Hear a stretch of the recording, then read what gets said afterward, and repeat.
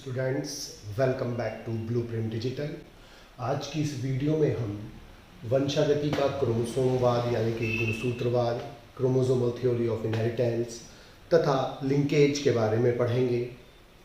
Video को start करने से पहले हमारे चैनल को सब्सक्राइब करें और बेल आइकन दबाना न भूलें, जिससे हमारे लेटेस्ट वीडियोस की नोटिफिकेशन आपको प्राप्त होती रहे। अब हम आज के टॉपिक पर आते हैं। सबसे पहले वंशागति का क्रोमोसोमवाद यानी कि क्रोमोसोमल थ्योरी ऑफ इनहेरिटेंस। इस थ्योरी को W.S. सटन और T. बावरी ने 1903 में प्रस्तुत किया था। इंडिपेंडेंटली प्रस्तुत किया था, दोनों ने अलग अलग प्रस्तुत किया था। इन्होंने गुणसूत्रों के पृथक्करण को, सेपरेशन को यानी कि सेग्रीगेशन को और मेंडल के सिद्धांतों को आपस में जोड़कर एक थ्योरी या वंशवाद, ये क्रोमोसोमवाद प्रस्तुत किया और इसी थ्योरी को वंशागति का क्रोमोसोमवाद यानी कि क्रोमोसोमल थ्योरी ऑफ इनहेरिटेंस कहते हैं। इस थ्योरी का जो मेन पॉइंट है वो क्या है कि मेंडलीय कारक या जीन्स गुणसूत्रों पर एक विशेष स्थान यानी कि वी स्थल, जिसे लोकस सिंगुलर और लोकाई प्लूरल कहते हैं, पर उपस्थित होते हैं। यानी कि जो गुणसूत्र होते हैं उन पर विशेष स्थानों पर मेंडलीय कारक और जीन उपस्थित होते हैं और उन विशेष स्थानों को लोकाई कहते हैं, अर्थात लोकस कहते हैं या वी स्थल कहते हैं। और वही गुणसूत्र यानी कि गुणसूत्री वही संरचना है जो अर्धसूत्री विभाजन के समय पृथक होती है और निषेचन के समय युग्मनज में पुनः संयोजित हो जाती है। यानी कि इसमें तीन मेन बातें हमें समझनी है कि नंबर 1 कि मेंडेलीय कारक और जीन क्रोमोसोम्स पर विशेष स्थानों पर उपस्थित होते हैं, जिन्हें वी स्थल या लोकस सिंगुलर और प्लूरल लोकाई कहते हैं।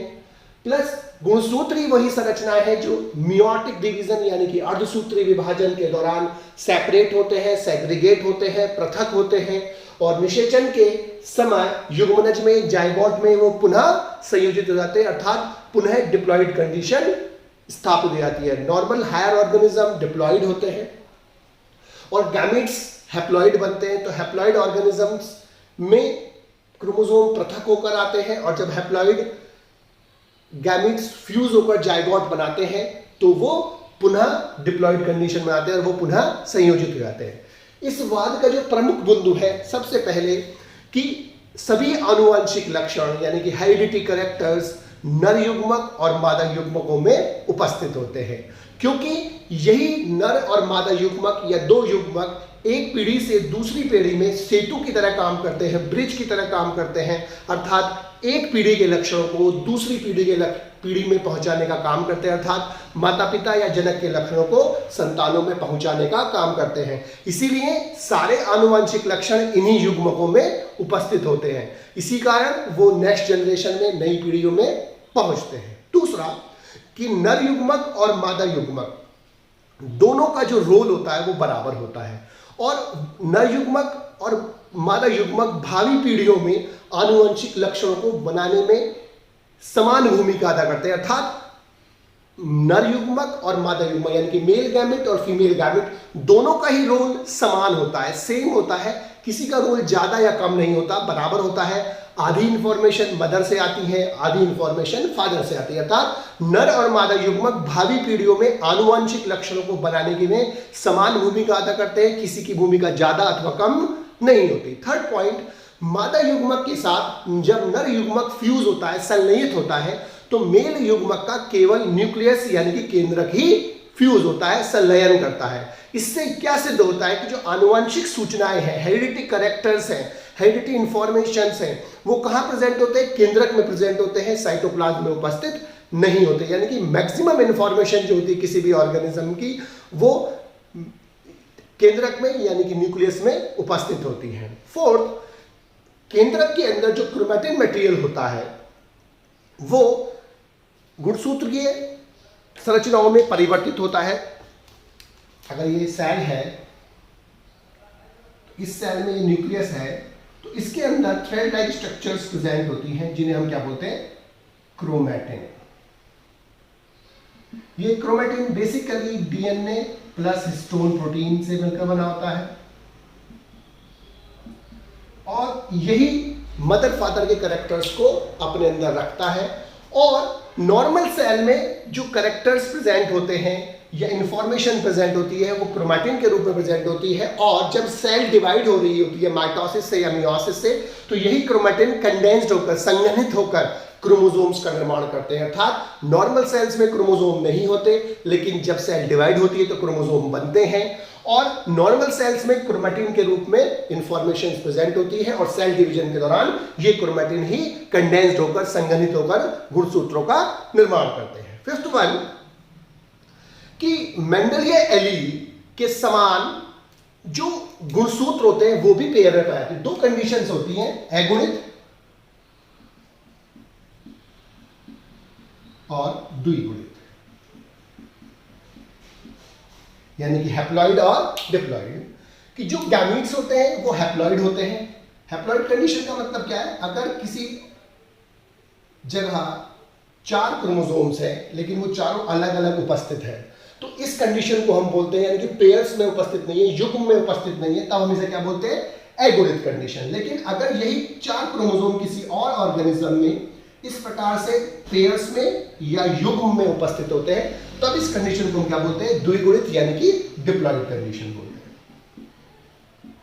तो चूंकि जो हायर ऑर्गेनिजम्स होते हैं वो डिप्लॉइड होते हैं, और क्रोमोसोम्स जो होते हैं पेयर्स में उपस्थित होते हैं।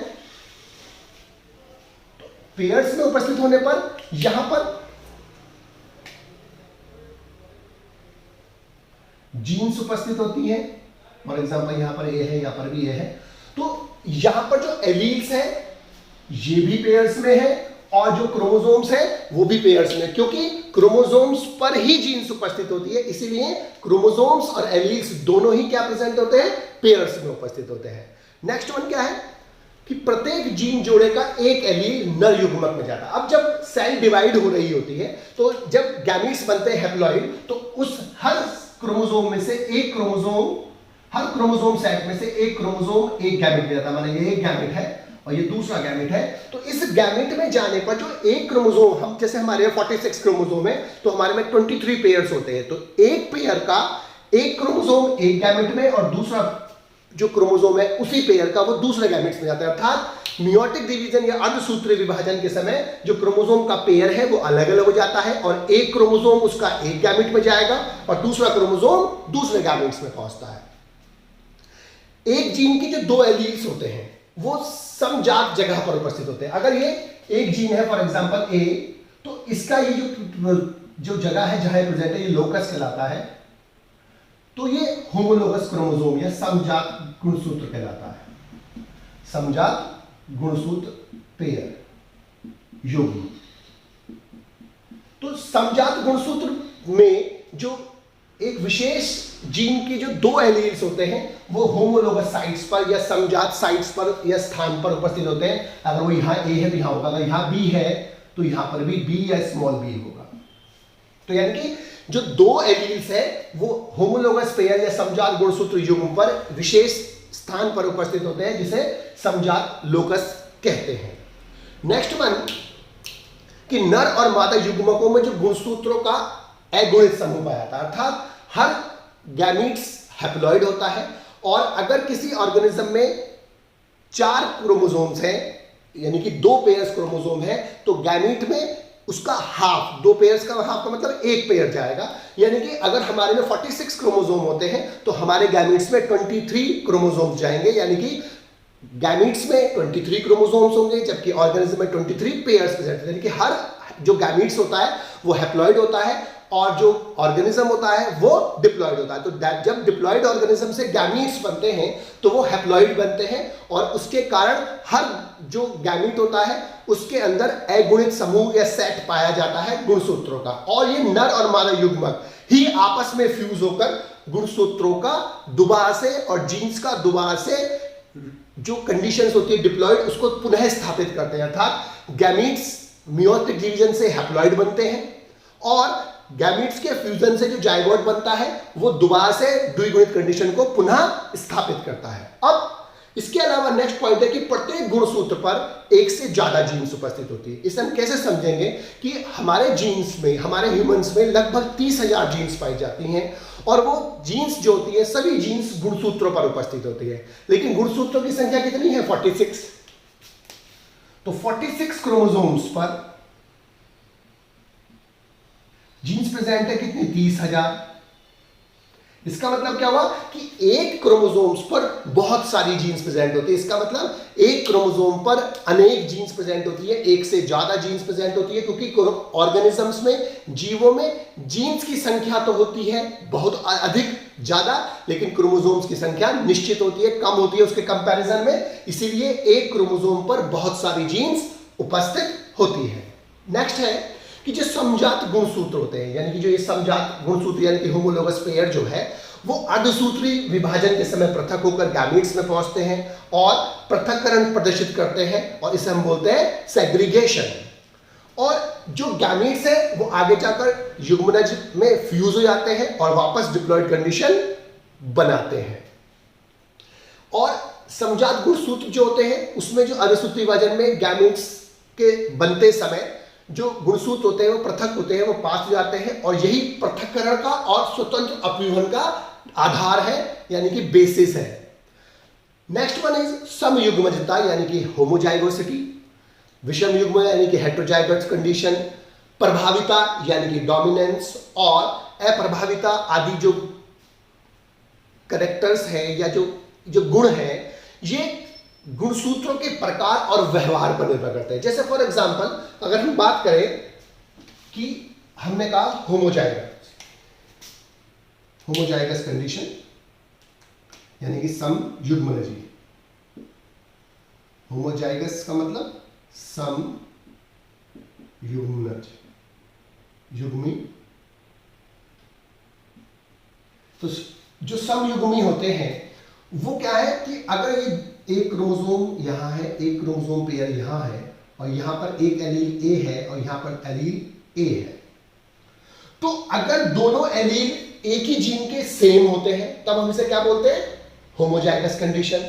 लेकिन अगर यहां पर जीन जेड है और फॉर एग्जांपल यहां पर जीन स्मॉल जेड है, तो यहां पर जो दो जीन है, एक जीन की जो दो एलील है वो डिफरेंट है, इसीलिए हम इसको क्या बोलेंगे? Heterozygous condition.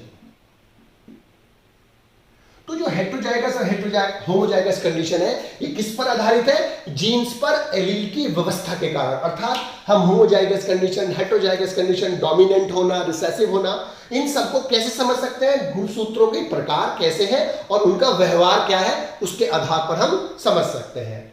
लास्ट है अधिकांश जंतुओं और पादपों में लिंग का जो निर्धारण होता है कि वो मेल बनेगा या फीमेल बनेगा, इसको बोलते हैं लिंग निर्धारण यानी कि सेक्स डिटर्मिनेशन। वो दो या एक से दो से कम या मतलब कुछ विशेष गुणसूत्रों पर निर्भर करता है, और उन विशेष गुणसूत्रों को हम बोलते हैं सेक्स क्रोमोसोम्स यानी कि लिंग गुणसूत्र। बाकी जो क्रोमोसोम्स होते हैं उनको हम क्या बोलते हैं? ऑटोसोम्स बोलते हैं। जैसे 46 क्रोमोसोम्स हैं और वो 23 युग्म में होते हैं, पेयर्स में प्रेजेंट होते हैं। अब इन 46 क्रोमोसोम्स में से 44 क्रोमोसोम्स सेम होते हैं और वो ऑटोसोम्स कहलाते हैं, और जो दो क्रोमोसोम्स होते हैं यानी कि एक जोड़ी, वो सेक्स क्रोमोसोम्स कहलाते हैं यानी कि लिंग गुणसूत्र कहलाते हैं, क्योंकि ये वेजिटेटिव या सोमैटिक कैरेक्टर्स को प्रदर्शित करते हैं। हमारी बॉडी के जितने कैरेक्टर्स होते हैं वो सब ज्यादातर ऑटोसोम्स से प्रेजेंट होते हैं। लेकिन किसी भी ऑर्गेनिज्म में जो मेल और फीमेल बनेगा वो इन सेक्स क्रोमोसोम पर, विशेष क्रोमोसोम्स पर प्रेजेंट होता है। उसकी जो निर्धारण होता है वो इन विशेष क्रोमोसोम से होता है जिन्हें हम क्या बोलते हैं? Sex chromosome. जैसे ह्यूमंस में एक्स कंडीशन और XY दो होते हैं, तो दो है यानी कि जो सेक्स क्रोमोसोम है वो दो, X और Y। फीमेल में XX कंडीशन पाई जाती है और मेल में XY कंडीशन, यानी कि नर में XY और मादा में, फीमेल में XX कंडीशन। यानी कि जो हमारा कंपोजिशन है वो 44 प्लस XX फीमेल का होता है, इसको हम ऐसे रिप्रेजेंट करते हैं, और मेल का होता है 44 प्लस XY, मेल को हम ऐसे रिप्रेजेंट करते हैं। तो ये मेल हो गया और ये फीमेल हो गया। तो जो क्रोमोसोम्स है उनमें भी दो प्रकार के हो गए। इसका मतलब कुछ भी जो सिंपल क्रोमोसोम है जिन पर हमारे सोमैटिक कैरेक्टर या अन्य कैरेक्टर्स निर्भर है वो क्या कहलाते हैं, ऑटोसोम। और जिन पर हमारा सेक्स का निर्धारण होता है कि वो मेल बनेगा ऑर्गेनिज्म या फीमेल बनेगा, उनको हम बोलते हैं लिंग गुणसूत्र यानी कि सेक्स क्रोमोसोम। और जैसे हमारे में एक्स एक्स जो होते हैं, एक्स और वाई दो क्रोमोसोम होते हैं, इसमें जो सेम कंडीशन है एक्स एक्स वो फीमेल में होती है, एक्स वाई जो होती है वो मेल में होती है। ये है क्योंकि गुणसूत्र पर ही जीन्स प्रेजेंट होती है। तो अगर इधर हम लिखेंगे गुणसूत्र और इधर लिखेंगे हम जीन्स। अब गुणसूत्र की पहली समानता जीन्स के साथ क्या है कि जो गुणसूत्र जोड़ों में होते हैं, जोड़ों में उपस्थित होते हैं। ये भी जोड़ों में उपस्थित होते हैं। क्यों? क्योंकि अगर हम बात करें क्रोमोसोम्स की तो वैसे यहां पर एक ये हो गया तो यहां हो गया, यहां पर हमारा जेड है तो यहां पर भी जेड हो गया। तो ये हमेशा क्या होते हैं, गुणसूत्र जोड़ों में है तो गुणसूत्रों पर जीन्स है, इसलिए जीन्स भी जोड़ों में होती है। दूसरा, युग्मक जनन के समय यानी कि जब गैमीट्स बन रहे होते हैं तो युग्मक जनन के दौरान ये जो जोड़े होते हैं उनमें से एक क्रोमोसोम निकलकर एक गैमेट में और एक क्रोमोसोम निकलकर दूसरे गैमेट में जाते हैं। अर्थात युग्मक जनन के समय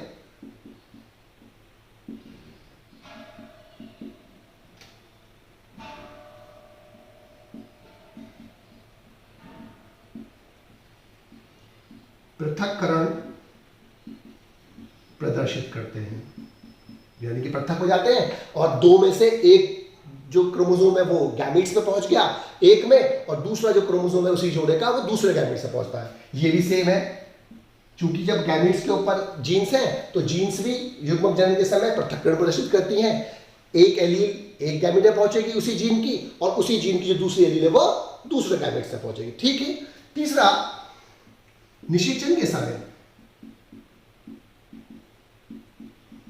निषेचन के समय जो एक युग्मक बनता है और वो युग्मक फ्यूज होते हैं, तो वो युग्मक जो होते हैं फ्यूज होकर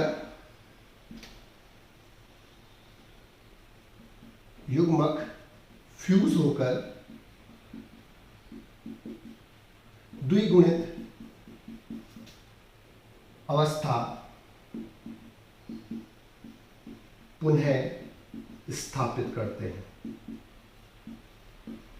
यानी कि जो हैप्लॉइड ऑर्गेनिज्म गैमेट्स होगा उसमें गैमेट्स ऐसे आएंगे तो उसमें जो गुणसूत्र आएंगे फिर वो वापस पेयर्स में आ जाएंगे।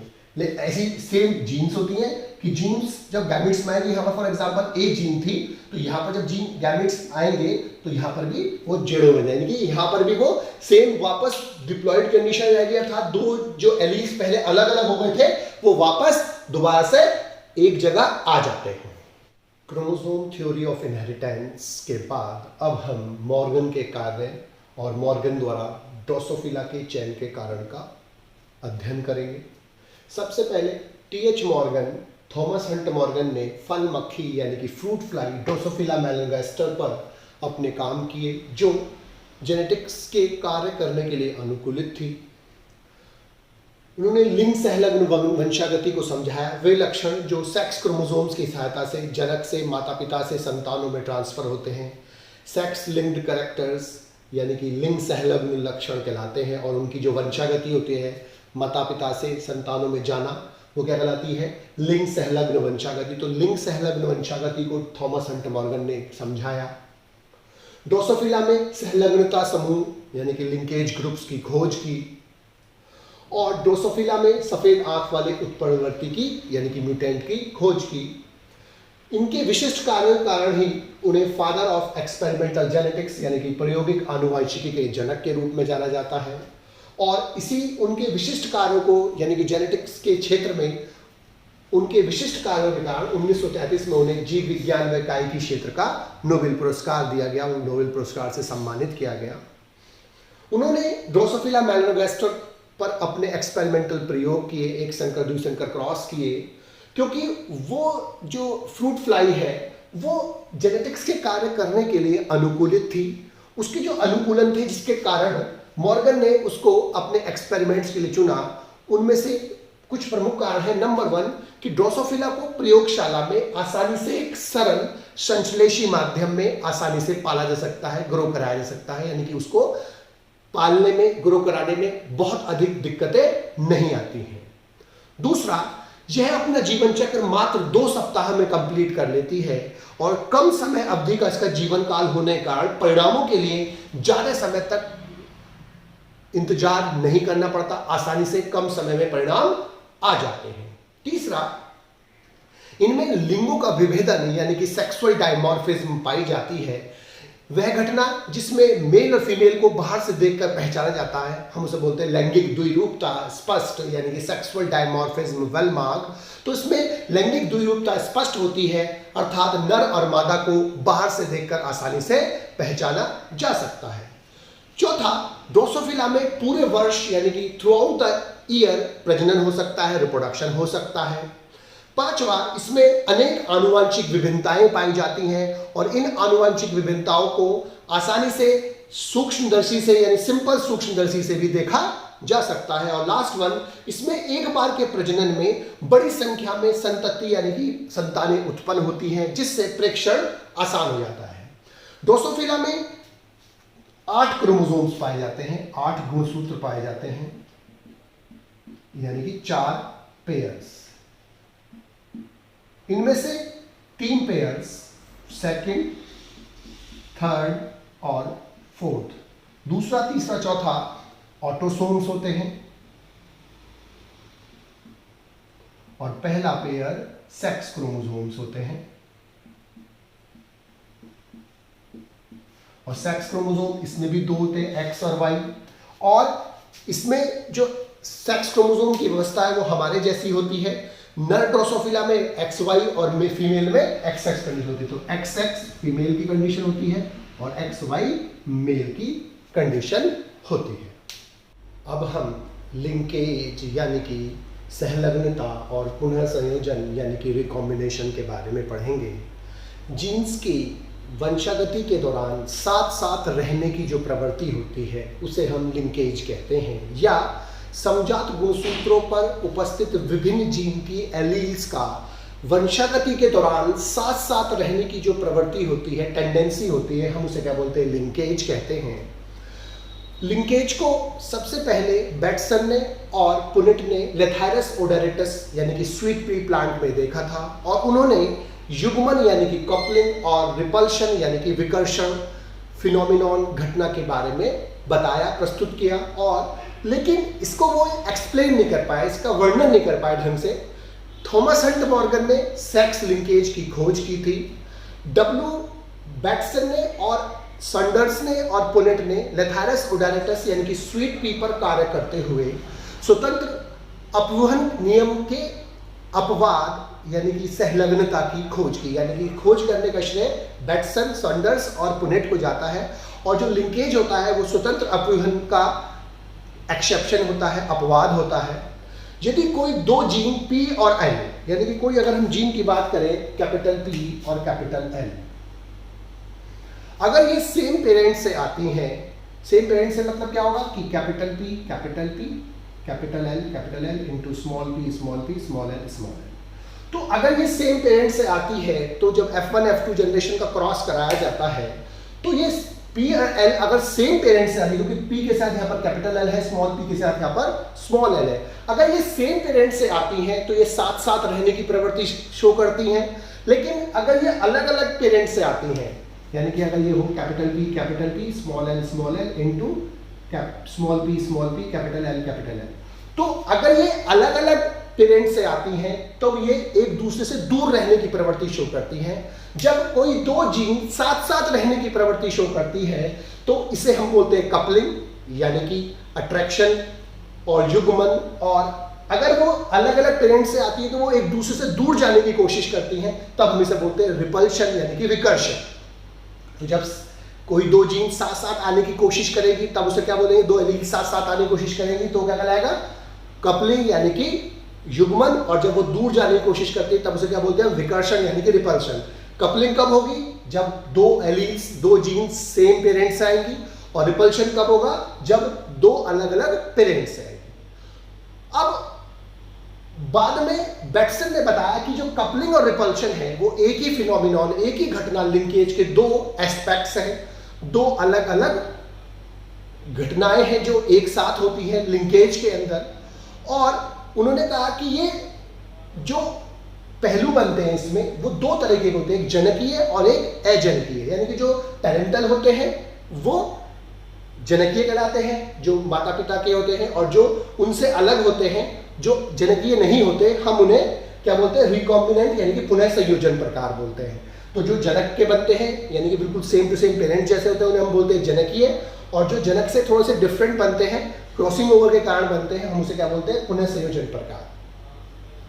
अब सबसे पहले मैक्सन ने क्रॉस कराया ब्लू फ्लावर और रेड फ्लावर का, ब्लू फ्लावर लॉन्ग पोलन और रेड फ्लावर राउंड पोलन, यानी कि नीले पुष्प और लंबी पराग, जबकि रेड फ्लावर यानी कि लाल पुष्प और गोल पोलन यानी कि पराग। तो इसको हम कैपिटल बी से, कैपिटल एल से रिप्रेजेंट करते हैं, इसको हम स्मॉल बी स्मॉल एल से रिप्रेजेंट करते हैं। तो इसके गैमेट्स बनेंगे बी कैपिटल एल, इसके गैमेट्स बनेंगे small B small L. F1 generation बना capital B capital L small N, तो ये वही बनेगा ब्लू फ्लावर लॉन्ग पोलन वाला। जब हम इसका टेस्ट क्रॉस कराते हैं, टेस्ट क्रॉस करने का मतलब डबल रिसेसिव से, तो टेस्ट क्रॉस कराने पर ब्लू फ्लावर लॉन्ग पोलन 7 बनते हैं 16 में से, ब्लू फ्लावर राउंड पोलन 1 बनता है, रेड फ्लावर लॉन्ग पोलन 1 बनता है, और रेड फ्लावर राउंड पोलन 7 बनते हैं। क्यों? क्योंकि इसमें ब्लू फ्लावर के साथ कैपिटल बी के साथ कैपिटल एल है, तो ये जो कैपिटल बी है वो कैपिटल एल के पास या कैपिटल एल बी के पास रहने की कोशिश करता है। इसी प्रकार से स्मॉल बी के साथ स्मॉल एल रहने की कोशिश करता है, क्योंकि ये पेरेंटल टाइप है। इसीलिए यहां पर 7 1 1 7 आता है। लेकिन जब इसका हम क्रॉस थोड़ा सा चेंज कर देते हैं, यानी कि कैपिटल बी के साथ स्मॉल एल और स्मॉल बी के साथ कैपिटल एल रखते हैं, तो F1 जनरेशन में सेम बनते हैं, क्योंकि इसके capital B capital L small B capital L, तो यहां पर तो सेम बनता है। लेकिन जब हम इसका टेस्ट क्रॉस कराते हैं तो अब यहां पर पेरेंट चेंज हो गया, क्योंकि यहां पर जो पेरेंट है वहां पर स्मॉल बी के साथ कैपिटल एल है, यहां पर स्मॉल बी के साथ स्मॉल एल है। इसीलिए यहां पर जो स्मॉल बी है उसके साथ कैपिटल एल रहने की कोशिश करेगा, कैपिटल बी के साथ स्मॉल एल रहने की कोशिश करेगा, यानी कि बी कैपिटल बी के साथ स्मॉल एल कपलिंग करेगा, स्मॉल बी के साथ कैपिटल एल कपलिंग करेगा। लेकिन इसका रिवर्स, यानी कि अब रिपल्शन कहां होगा, तो कैपिटल बी के साथ स्मॉल एल है तो कैपिटल एल रिपल्स करेगा, स्मॉल बी के साथ कैपिटल एल है तो स्मॉल एल रिपल करेगा। तो यहां पर जब जो क्रॉस हुआ तो उसका जो रेशियो है वो चेंज हुआ, यहां पर 1 7 7 1 बना। क्यों? क्योंकि यहां पर कैपिटल बी के साथ क्या था, स्मॉल एल, और स्मॉल बी के साथ क्या है, कैपिटल एल। तो यहां पर कैपिटल बी के साथ स्मॉल एल है तो यहां पर एक ही बनेगा, स्मॉल कैपिटल बी के साथ स्मॉल एल है तो ये यहां पर कपलिंग हो रहा है, यहां पर स्मॉल बी के साथ क्या है, कैपिटल एल है, कपलिंग हो रहा है, यहां पर रिपल्शन। तो जो एक ही जगह से आते हैं तो वो कपलिंग करते हैं, जो दो अलग अलग पेरेंट्स से आते हैं वो रिपल्शन करते हैं। अब बाद में मॉर्गन ने ड्रोसोफिला मक्खी पर अपने क्रॉस किए, उन्होंने पीला शरीर और श्वेत आंख वाले फीमेल का क्रॉस भूरे शरीर और लाल आंख वाले पेरेंट से कराया, मेल से कराया। तो इसको YW से रिप्रेजेंट करते हैं, इसको Y प्लस W प्लस से रिप्रेजेंट करते हैं, और प्लस साइन क्या करता है, प्रभावी शो करता है कि ये प्रभावी करेक्टर है इस पर। F1 जनरेशन में जो ऑर्गेनिज्म प्राप्त हुआ उसका उन्होंने F1 into F1 कराया और देखा कि जनकीय प्रकार है यानी कि पेरेंटल टाइप है, वो 98.7% आया, जबकि रिकॉम्बिनेंट यानी कि पुनर्संयोजन टाइप का जो है 1.3% आया। दूसरे क्रॉस में उन्होंने श्वेत शरीर और लघुतर पंख मिनिएचर विंग्स वाली फीमेल का क्रॉस पीले शरीर और सामान्य पंख वाले मेल से कराया, इसको WM से, इसको YM+ से रिप्रेजेंट करा। तो उन्होंने F1 into F1 करने के बाद देखा पेरेंटल टाइप 62.8% और रिकॉम्बिनेंट जो होता है वो 37.2% होता है। इससे क्या सिद्ध हुआ कि पीले शरीर और जो श्वेत आंख वाले जो जीन्स है वो आपस में ज्यादा लिंकेज शो करती है, क्योंकि यहां पर जो पेरेंटल टाइप है वो ज्यादा है और रिकॉम्बिनेंट टाइप कम है। जबकि श्वेत शरीर के साथ जो लघुचर पिंग है वो जो जीन्स है वो उससे लिंकेज कम शो करती है, क्योंकि यहां पर पेरेंटल टाइप कम है और रिकॉम्बिनेंट ज्यादा है। तो जो जीन्स पास पास होती हैं वो ज्यादा लिंकेज शो करती हैं, जो दूर होती है वो कम लिंकेज शो करती है। उन्हें शो करा कि इसकी जीन्स ज्यादा पास पास है, ज्यादा लिंकेज शो करती है क्योंकि पेरेंटल टाइप ज्यादा है, इसकी जीन्स थोड़ी दूर दूर है इसलिए रिकॉम्बिनेशन भी बनता है, पेरेंटल टाइप कम बनते हैं, इसीलिए ये जीन्स जो होती है इसके कंपैरिजन में कम सहलग्नता यानी कि लिंकेज शो करती है। लिंकेज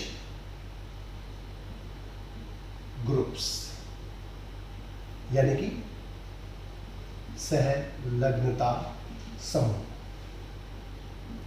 सहलग्नता समूह का मतलब क्या है कि एक जोड़ी समजात गुणसूत्रों पर उपस्थित जो जीन्स होती है, जितनी भी सारी टोटल जीन्स होती है वो साथ साथ वंशागति शो करती है, प्रदर्शित करती है और एक लिंकेज ग्रुप बनाती है। यानी कि अगर ये एक जोड़ी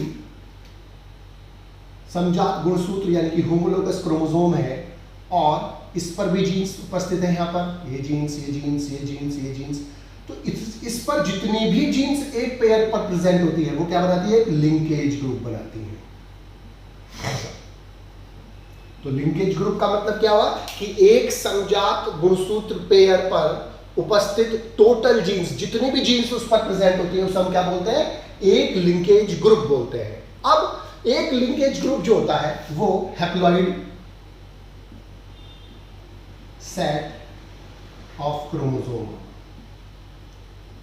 के बराबर होता है, क्योंकि एक गुणसूत्र पेयर एक लिंकेज ग्रुप बनाता है। तो अगर हमारे में 46 क्रोमोसोम्स है यानी कि 23 पेयर्स है, तो हमारे में लिंकेज ग्रुप कितने हो गए, 23 हो गए।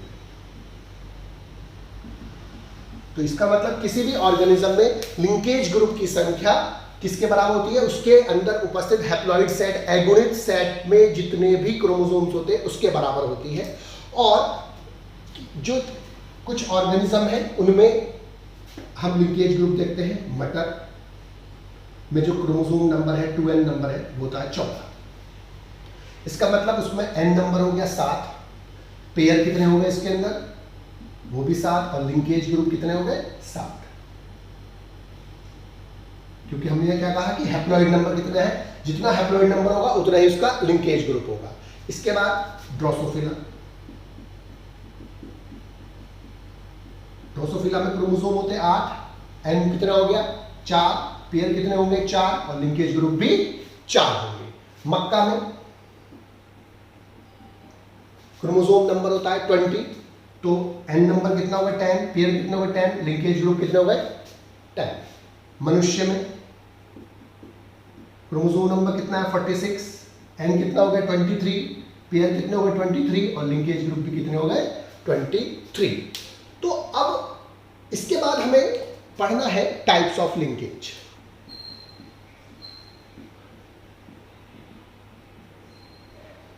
यानी कि सहलग्नता के प्रकार।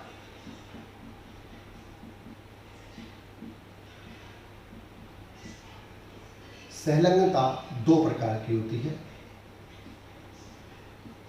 कंप्लीट लिंकेज और इनकम्प्लीट लिंकेज, यानी कि पूर्ण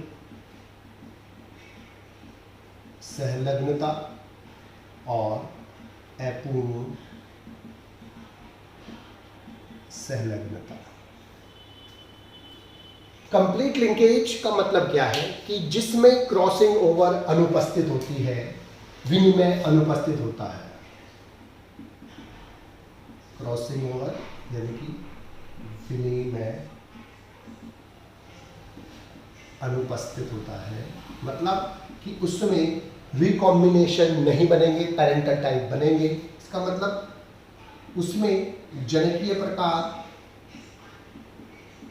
100% होगा, रिकॉम्बिनेंट यानी कि पुनर्योजन टाइप 0% होगा और ये रेयर होती है। और इसके एग्जाम्पल जो है केवल दो ही जगह दिखाई देते हैं, नर ड्रोसोफिला, ड्रोसोफिला और फीमेल सिल्क मॉथ। ये इसका उल्टा है, इनकम्प्लीट का मतलब इसमें क्रॉसिंग ओवर अनुपस्थित थी, तो इसमें क्या होगी, उपस्थित। इसमें पेरेंटल टाइप 100% है, तो 100% से कम होगी, प्लस रिकॉम्बिनेंट परसेंट कितनी होगी, 0% से अधिक होगी। और ये एग्जाम्पल इसके अधिकांश जीव।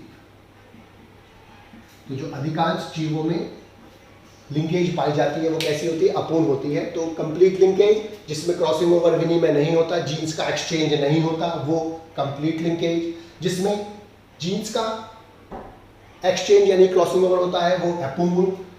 जिसमें पेरेंटल टाइप 100 टाइप होंगे और रिकॉम्बिनेंट यानी कि पुनर्योजन टाइप के 0% होंगे, लेकिन इसमें 100% से कम होगा पेरेंटल टाइप और इसमें 0% से ज़्यादा होगा रिकॉम्बिनेंट टाइप। इसके एग्जाम्पल नेचर में, प्रकृति में रेयर होते हैं।